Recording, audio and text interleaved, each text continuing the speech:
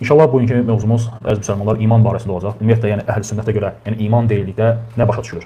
İmanın dayaqları, imanın şöbələri və s. kimi məsələlərə toxunacaq. Və bugünkü qonağımız da sevdiyimiz əziz qardaşımız Mənsur Cəlov qardaşdır. Dərsə başlamamışdan öncə paylaşmağı, like qoymağı və həmçində kanala abunə olmağı yaddan çıxarmayın.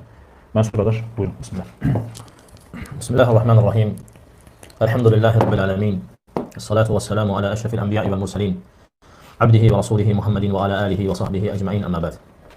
Ən birinci Allah Taala'nın salamı ilə salamlayıram. Esselamu aleykum və rahmetullahi və barakatuhu. Aleykümselam. Və sonra belə lazımdır ki, Allah Taala öz dinini yer üzərində bərqərar etmək üçün, öz dinini yer üzərində yaymaq üçün kitablar nazil etmişdir. Və bu kitabları təbliğ edən peyğəmbərlər göndərmişdir. Və hər bir fərdə, hər bir mükəlləf olan qula o kitaba və peyğəmbərlərə iman etməyi vacib bilmişdir. Və kim iman etmişsə cənnət əhli, kim küfr etmişsə əzabı haqq etmişdir. Və iman da insana lazım olan, insana vacib olan məsələlərdən bir məsələdir.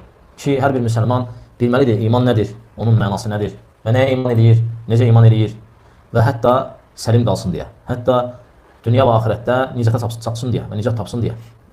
İman lüğətcə təsdiq deməkdir. Və dini mənada, şəri mənada isə iman dillə demək, qəlblə təsdiq eləmək, əzalarla göstərməkdir. Və iman düşür və qalxır və imanda istisna var. Yəni mən möminəm inşallah. Amma qaldı ki, iman dillə demək, yəni dillə olan əməllər. İnsanın deməyi ki, la ilahe illallah, subhanallah, elhamdülillah, Allahu ekber.